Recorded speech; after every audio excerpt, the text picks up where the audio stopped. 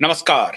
India debate में आप सबका स्वागत है। मैं हूं आशुतोष पाठक। मित्रों, कल से एक बात दिल्ली से लेकर न्यूयॉर्क तक बहुत जोर जोर से बोली जा रही है और कही जा रही है, लेकिन जिसका डर था बेदर्दी वही बात हो गई। हम लोगों ने पहले ही आशंका व्यक्त की थी कि न्यूयॉर्क अब न्यूयॉर्क नहीं रह जाएगा, और आज ही एक खबर बहुत बड़ी आ गई कि एक स्टेटमेंट आ गया स्टूड डेविएंट का। अस्टू डेविएंट नाम का एक शख्स है जो कह रहा है कि मैं किसी को नहीं छोड़ूंगा और मैं जिहाद करूंगा। जिस बात को लेकर के अमेरिकन को डरना चाहिए और अमेरिका का डीप स्टेट भारत को नियंत्रित करना चाहता है, ये आग अब अमेरिका में ही लग चुकी है। अमेरिका में एक शख्स पकड़ाया है जो क्रिश्चियन है और उसका आईएसआईएस से लिंक है। वो ये कह रहा है कि मैं जिहाद करूंगा अमेरिका में, अमेरिका की धरती पर करूंगा। एफबीआई के एजेंट ने गिरफ्तार किया है, अब उसकी जांच चल रही है। मैं ऐसा क्यों कर रहा हूं? वाजपेयी जी ने कहा था कि चिंगारी का खेल बुरा होता है, वो पहले अपने ही घर में खड़ा होता है। अमेरिका चिंगारी से खेल रहा है। अमेरिका चाहता है कि पूरी दुनिया में अनरेस्ट हो। इसकी आंच अब अमेरिका पर भी पड़ने वाली है। लेकिन आज मैं जिसका जिक्र कर रहा हूं उसमें अमेरिका में क्या हो रहा है ये तो नहीं है, लेकिन अमेरिका दूसरे देशों के लिए क्या क्या कहानियां गढ़ रहा है और कैसे दूसरे देशों को नेस्तनाबूद करने का प्लान कर रहा है, ये पूरी तरह से एक्सपोज हो चुका है। न्यूयॉर्क का नया मेयर है जोहरान ममदानी। इसके बारे में मैं आपको बता चुका हूं। एक फिल्म प्रोड्यूसर थी, फिल्म डायरेक्टर थी मीरा नायर, उनके पुत्र हैं जोहरान ममदानी। मीरा नायर की क्या भूमिका है भारत में सनातन को बदनाम करने के लिए, सनातन के खिलाफ जो वो उनका ट्रेंड रहा है, ये पूरी दुनिया जानती है। लेकिन जोहरान ममदानी कल न्यूयॉर्क के मेयर के रूप में शपथ लिया। वहां मीरा नायर भी मौजूद थी, उनकी पत्नी रमा भी मौजूद थी। खूबसूरत है उनकी पत्नी वैसे तो, लेकिन इसका जिक्र बहुत महत्वपूर्ण नहीं है। महत्वपूर्ण है कि उनके परिवार भी वहां मौजूद थे और उन्होंने अपने बाबा, अपनी अम्मी, अपनी पत्नी, सबको धन्यवाद दिया। यहां तक बात ठीक थी। उसके बाद एक जिक्र चल पड़ी। जोहरान ममदानी के हवाले से खबर आ रही है कि उमर खालिद के लिए उन्होंने एक खत लिखा है भारत सरकार को, और वो भारत सरकार से अनुरोध कर रहे हैं कि उमर खालिद को रिहा किया जाए। जुडिशरी से अनुरोध कर रहे हैं उमर खालिद की सुनवाई की जाए। भारत पर एक एक प्रकार से तोहमत मढ़ रहे हैं। उमर खालिद 5 साल से एक निर्दोष व्यक्ति को आपने जेल में फंसा रखा है, जेल में बंद करके रखा है। यह गलत है, यह डेमोक्रेसी की हत्या है। लब्बुलुआब यही है कि वो नैरेटिव तय करना कि भारत में डेमोक्रेसी की हत्या हो रही है क्योंकि उमर खालिद को जेल में पिछले 5 साल से बिना सुनवाई के रखा गया है और उनकी सुनवाई नहीं हो रही है। सच बिल्कुल इसके उलट है। उमर खालिद और सरजिल इमाम, इस दोनों के ऑडियो सामने रखे गए हैं अदालत के, और उनको मालूम है कि इस ऑडियो के बिना पर इनकी रिहाई मुश्किल है। तो पहले जो बड़े बड़े वकील इनके लिए खड़े हो रहे थे, कपिल सिब्बल जैसे वकील, अभिषेक मनु सिंघवी जैसे वकील, कपिल सिब्बल ने इनकी रिहाई की याचिका जो अदालत में, ऊपरी अदालत में लगानी थी, उसको वापस ले ली और उनको लगा कि निचली अदालत में ही चलते हैं, निचली अदालत से हमें न्याय मिल जाएगा। क्योंकि इनको पता चल गया था कि अगर ऊपरी अदालत में हम इनकी अपील करेंगे तो ऊपरी अदालत तो यहां दूध का दूध पानी का पानी कर देगा, मांगेगा। निचली अदालत में तो कुछ माया दया, हम कपिल सिब्बल हैं, निचली अदालत के जज के सामने खड़े हो जाएंगे तो वो फौरन हमारा मामला हो जाएगा। ये वापस लिया जा चुका है उनकी तरफ से याचिका। लेकिन पूरी दुनिया में क्या क्या फैलाया जा रहा है कि बिना सुनवाई के नहीं हो रहा है। इसमें जस्टिस कार्डजू भी कह रहे हैं कि नहीं, वो गलत हो रहा है, उसकी सुनवाई होनी चाहिए, हम जज हैं। अपील नहीं सुनी जा रही है, अपील नहीं सुनी जा रही है। और दिल्ली पुलिस ने उमर खालिद और सरजिल इमाम का जो ऑडियो अदालत में पेश किया, उससे दूध का दूध पानी का पानी हो गया। ये दोनों डायरेक्ट आतंकवादी जो बम बरसा कर रहे हैं उससे भी खतरनाक है, उससे भी अधिक खतरनाक है। क्यों? क्योंकि उस फिलॉसफी को ये आगे बढ़ा रहे हैं। जो फिलॉसफी में एक वीडियो अभी वायरल हो रहा है, वो वीडियो कह रहा है कि अगर कहीं रेप हो रहा है और किसी काफिर की कोई काफिर अगर बुत की इबादत कर रहा है, मूर्ति पूजा कर रहा है, तो किसे मारोगे? तो कहा कि नहीं, वो जो इबादत जो कर रहा है, मूर्ति पूजा जो कर रहा है, उसे मारेंगे, रेपिस्ट को कुछ पल के लिए छोड़ देंगे। ये आइडियोलॉजी है, ये विचारधारा, ये कट्टर सोच है गजबाए हिंद का। भारत में गजबाए हिंद, सरिया लॉ, ये लाना है। ये है सरजिल इमाम का सोच, ये है उमर खालिद का सोच। लेकिन उमर खालिद और सरजिल इमाम जब पकड़े जाते हैं, जब तक नहीं पकड़े जाते हैं तब तक तो उनका नैरेटिव चलता है। सॉफ्ट स्टेट था मनमोहन सिंह के जमाने में, कुछ भी बोल लो निकल जाओ। लेकिन जब पकड़े गए तो कह रहे हैं कि नहीं नहीं, वो तो डेमोक्रेटिक राइट्स है हमारा, बोलने की आजादी पर पहरा हो रहा है, फ्रीडम ऑफ स्पीच पर पहरेदारी की जा रही है। ये कैसे होगा? बोल क्या रहे हैं? बोल रहे हैं कि चिकन नेक को काट देंगे। वो जो 58 किलोमीटर का रास्ता है, सिलीगुड़ी कॉरिडोर जिसको आप कहते हैं, उसको काट देंगे और भारत को दो हिस्सों में तोड़ देंगे। ये सरजिल इमाम कह रहा है। और सरजिल इमाम को मैं बड़े नजदीक से जानता हूं। हमारे एक मित्र हैं, उन्होंने कभी उनके स्कूल में यह पढ़ाई किया हुआ है। सरजिल इमाम, ये सरजिल इमाम एक जमाने में अच्छा स्टूडेंट था। अच्छा स्टूडेंट तो वो डॉक्टर भी था, जो अल फलाह यूनिवर्सिटी में डॉक्टरी कर रहा था, कश्मीर में डॉक्टरी कर रहा था। लेकिन क्या किया उन्होंने? बॉम्ब ब्लास्ट किया, खुद सुसाइड बॉम्बर हो गया। उसी की भाषा सरजिल इमाम आईआईटी मुंबई से पढ़ने के बाद जेएनयू में आकर के बोल रहे हैं। तो पढ़े लिखे लोग कितने खतरनाक हैं, इसका ऑडियो अदालत में रखा गया। और फिर जब अदालत ने कहा कि भाई इसका क्या जवाब है, कोई जवाब नहीं है। लेकिन माहौल बनाया जा रहा है फ्रीडम ऑफ स्पीच का। कौन कौन माहौल बना रहे हैं? केवल जोहरान ममदानी नहीं माहौल बना रहे हैं। आज मैं आपको फर्स्ट हैंड रिकॉर्ड दूंगा कि ये कैसे ये नैरेटिव बुना जाता है। जब ये पकड़ में आते हैं तब ये कहते हैं क्या देश था हमारा, कैसी एकता थी हमारी, दो कौमों के बीच में बड़ी प्यारी एकता चल रही थी, हम लोग आगे बढ़ रहे थे। एजेंडा इनका कुछ और होता है। एजेंडा गजबाए हिंद का है, गजबाए अमेरिका का है। मैंने पहले भी बताया, और गजबाए अमेरिका होने की तरफ बढ़ चुका है अमेरिका।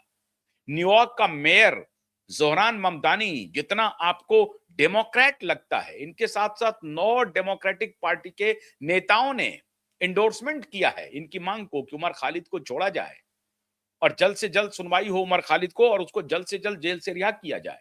ये जोहरान ममदानी कह रहे हैं। लेकिन जोहरान ममदानी बांग्लादेश में हो रही हिंदुओं पर हिंसा के बारे में एक खत नहीं लिख रहा है मोहम्मद यूनुस को। ये जो धूर्तता है, इस कौम के इंटेलेक्चुअल की जो धूर्तता है, उसे मैं एक्सपोज कर रहा हूं।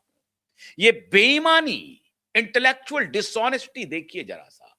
जोहरान ममदानी हिंदुओं को किस प्रकार से लिंच नहीं किया जा रहा है, मार करके उसको टांगा जा रहा है और फिर आग के हवाले किया जा रहा है। लेकिन जोहरान ममदानी का कोई खत नहीं गया मोहम्मद यूनुस के लिए। ये बेशर्म जोहरान ममदानी। क्यों? जोहरान ममदानी को कॉन्फ्लिक्ट क्रिएट करना है, भारत में रह रहे मुसलमानों के दिमाग में कूड़ा भरना है कि तुम शांति से मत रहो, तुम्हें गजबाए हिंद की स्थापना करनी है, तुम्हें भारत में काफिरों पर हमला बोलना है, काफिरों के खिलाफ जिहाद करना है। तो कवर फायर दे रहा है डेमोक्रेटिक उसूलों का, डेमोक्रेटिक वैल्यू का। और कौन कह रहा है? तो अमेरिकी डेमोक्रेटिक लीडर्स कह रहे हैं, और यह खुद को डेमोक्रेटिक लीडर अपने को बता रहा है, और एफबीआई के साथ मिलकर के भारत को खत लिखवा रहा है, डीप स्टेट के साथ मिलकर के भारत को खत लिखवा रहा है। बांग्लादेश में हो रही घटनाओं पर चुप्पी साधे हुए है। अब सुनिए साहब, बांग्लादेश में जो घटना हो रही है उस पर बड़े बड़े नेता, हाँ जो हो रही है वो गलत हो रहा है, ऐसा नहीं होना चाहिए। वो ये नहीं कह रहे हैं कि ये ये अमानवीय है और इसकी घोर आलोचना करता हूं और हम लोगों को इसके खिलाफ खड़ा होना चाहिए, भारत सरकार को एक्शन लेना चाहिए। इस भाषा में नहीं कह रहे। भारत सरकार को एक्शन लेना चाहिए हिंदुओं की हो रही हत्या के खिलाफ, ऐसा नहीं कह रहे। और जो कुछ भी हो रहा है उसकी मैं भर्त्सना करता हूं। भारत के मुसलमानों का एक इंटेलेक्चुअल जो कुनबा है, वो ऐसे जिहादी तत्वों को इंटेलेक्चुअली खाद पानी देता है। वरना वो ईमानदारी से बोले कि जोहरान ममदानी ने बांग्लादेश में हो रही घटना पर एक शब्द भी नहीं बोला। क्यों नहीं बोला? उमर खालिद के लिए उनका दिल क्यों धड़कता है? मित्रों, केवल उमर खालिद का दिल नहीं धड़कता है। आज मैं आपको एक्सपोज कर रहा हूं और मैं हैरान हूं। ये वीडियो अभी हाल में शूट किया गया है। इज्जत करते थे इन सभी पत्रकारों की, मैं भी इज्जत करता हूं। एक पत्रकार के रूप में मुझे इज्जत करना चाहिए, मैं करता हूं। लेकिन उस पत्रकार की सोच जरा देखिए। अभी दिखाता हूं पत्रकार की सोच। कितनी चालाकी से वो ये बात बोल जाते हैं और जो इंटरव्यूअर हैं वो उनको कॉन्ट्राडिक्ट नहीं करते। कितनी चालाकी से। अब देखिए क्या बोल गए हैं। एक बड़े नामी पत्रकार हैं सईद नकवी साहब, इंडियन एक्सप्रेस के एक जमाने में एडिटर हुआ करते थे। कई सदर्न इंडियन एक्सप्रेस के एडिटर थे। सईद नकवी से हमारे एक साथी पत्रकार हैं, उन्होंने इंटरव्यू किया है, हाल ही में आया है। अब जोहरान ममदानी और सईद नकवी, कुछ ही दिन पहले सईद नकवी का ये आता है, फिर अभी जोहरान ममदानी का आ जाता है। ये मैं ये नहीं कह रहा हूं कि इन दोनों के बीच में बातचीत हुई होगी। सईद नकवी ने कहा होगा कि साहब मैंने यहां पर अपना काम कर दिया है, मैंने बोला है, आप भी बोलिए, पूरे वर्ल्ड वाइड बोलिए, ऐसा मैं नहीं कह रहा हूं। लेकिन क्या ये कोइंसिडेंस है? सईद नकवी साहब कह रहे हैं उमर खालिद के बारे में, शर्जिल इमाम के बारे में, कन्हैया कुमार के बारे में। क्या कह रहे हैं जरा सुनिए जरा सा। उमर खालिद को तुमने बनकर रखा है, कोई वजह नहीं। सिर्फ ये है कि अगर वो पार्लियामेंट में हो तो चमके, शायद तुम इससे डरते हो।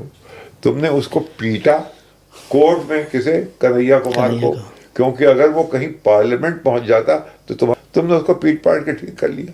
उमर खालिद को तुमने बनकर रखा है, कोई वजह नहीं।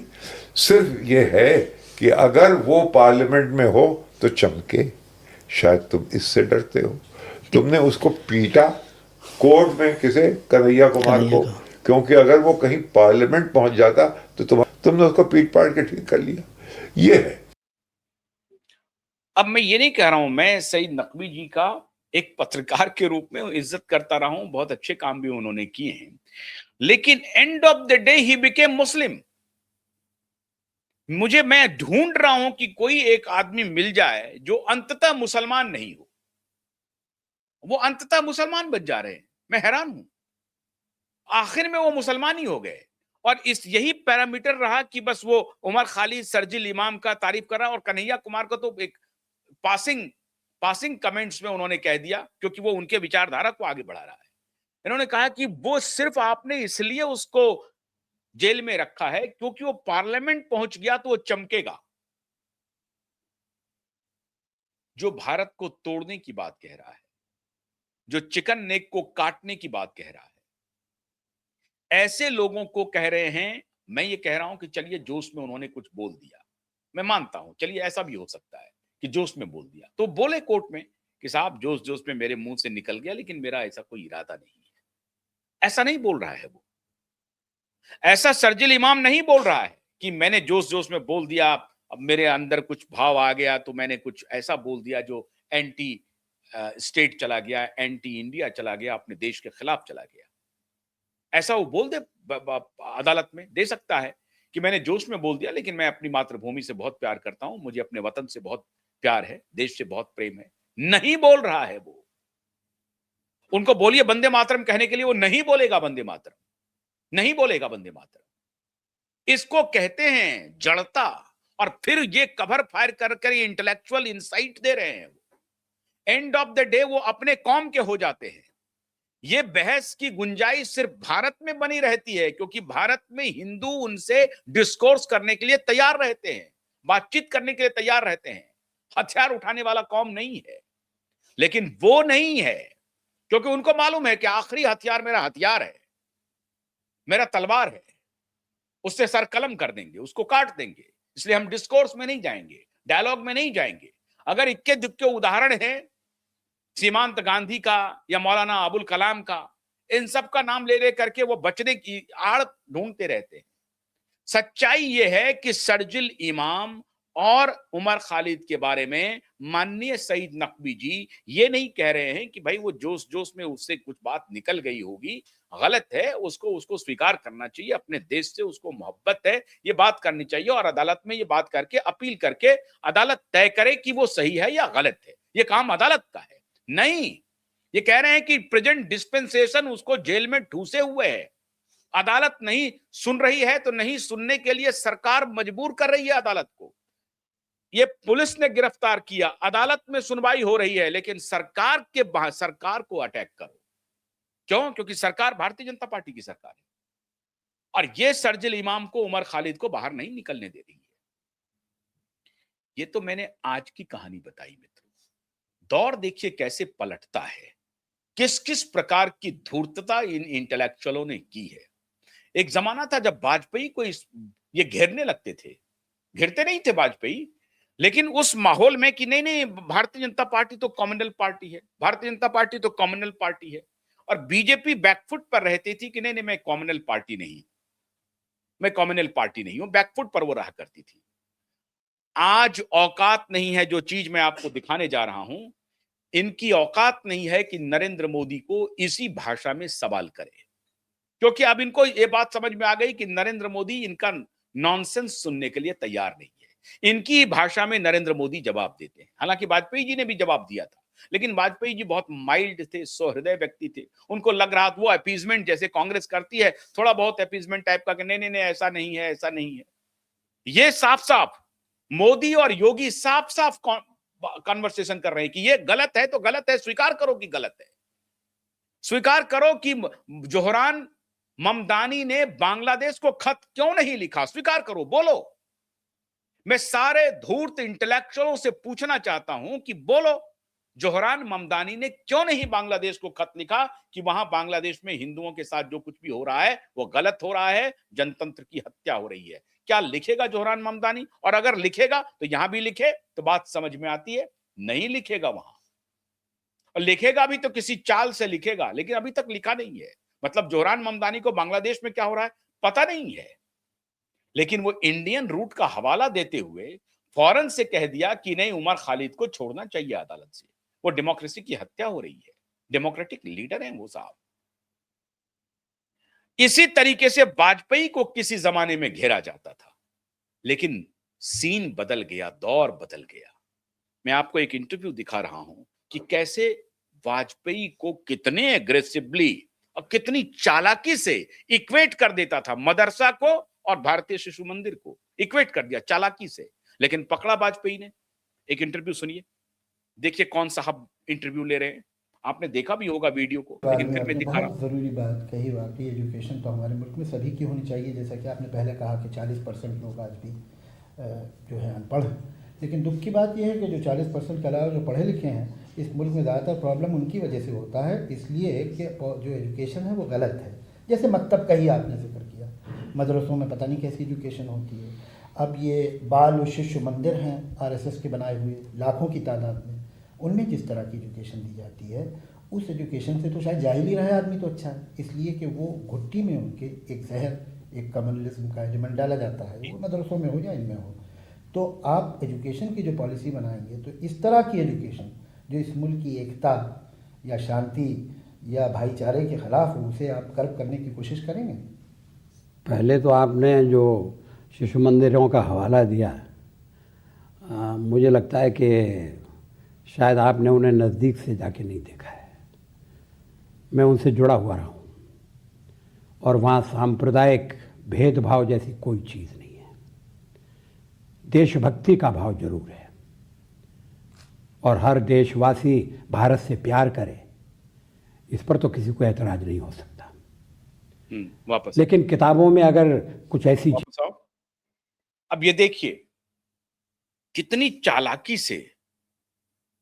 चालाकी से ये भारतीय शिशु मंदिर, जिसमें ये कभी गए नहीं, मदरसा की जानकारी है इनको, इसलिए वो बोल रहे हैं, लेकिन भारतीय शिशु मंदिर को इक्वेट कर रहे हैं कि इससे बेहतर तो है सहालत में रहे लोग, पढ़ाई ना करे उस स्कूल में जो आरएसएस चलाती है।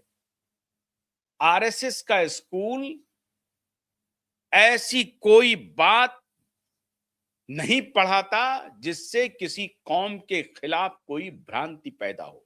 हां, अगर सच है तो उसे तो पढ़ाना पड़ेगा, सच है तो पढ़ाना पड़ेगा। उसमें क्या तकलीफ है, क्या दिक्कत हो गई? मदरसे में क्या पढ़ाए जा रहे हैं? मैं ये नहीं कह रहा हूं कि सारी बातें मदरसे में गलत पढ़ाई जा रही हैं, लेकिन मदरसे में क्या पढ़ाई जा रही है, ये भारत के एक अभी भी वर्तमान में जो गवर्नर हैं, उन्होंने खोल के रख दिया है कि देवबंद में क्या पढ़ाया जाता है, खोल के रख दिया है। ये कहानी आज से नहीं है, ये बहुत पहले से इंटेलेक्चुअल डिसऑनेस्टी है, लेकिन दौर बदल गया। मैं दावे के साथ कहता हूं कि जावेद अख्तर की हिम्मत नहीं होगी नरेंद्र मोदी से इस तरह से सवाल पूछने की, क्योंकि नरेंद्र मोदी सामने से इनके इंटेलेक्चुअल डिसऑनेस्टी को एक्सपोज कर चुके हैं। तो अब भारत में शहीद नकवी जी धीरे से सवाल उठा रहे हैं, और उधर अमेरिका से जोहरान ममदानी सवाल उठा रहे हैं, और ममदानी के सहारे यहां का जो स्लीपर सेल है वो एक्टिव हो गया कि ममदानी ने सवाल उठा दिया, ममदानी ने सवाल उठा दिया। देखिए साहब, अमेरिका में न्यूयॉर्क के मेयर ने सवाल उठा दिया। आम लोगों के मन में ये कूड़ा फैलाने का काम यहां का स्लीपर सेल एक्टिव हो गया। ममदानी ने सवाल ट्वीट करने लगा, उसका आर्टिकल लिखने लगा, वीडियो वायरल होने लगा, तमाम माहौल बनाया जाने लगा। लेकिन सवाल इस पर नहीं उठ रहा है कि आखिर खालिद और शर्जिल इमाम ने किया क्या है, क्यों वो जेल में हैं, ये नहीं जाना जा रहा है, ये नहीं जाना जा रहा है। बस ये है कि बस इसके बहाने डीप स्टेट एक्टिव हो गया और भारत का स्लीपर सेल डिस्टेबलाइज करने के लिए माहौल बनाना शुरू कर दिया। मित्रों, जोहरान ममदानी का स्टेटमेंट यूं ही नहीं आ रहा है। भारत के स्लीपर सेल पूरी तरह से उनके संपर्क में है। यहां इंडियन काउंसिल ऑफ अमेरिकन मुस्लिम बाजाब्ता उनके इस ट्वीट को आगे बढ़ा रहे हैं, उनके इस कमेंट को ट्वीट कर रहे हैं, आर्टिकल लिख रहे हैं। लेकिन Indian American Muslim council, Indian Hindu American council नहीं है कोई, लेकिन इंडियन मुस्लिम अमेरिकन काउंसिल है, IMAC,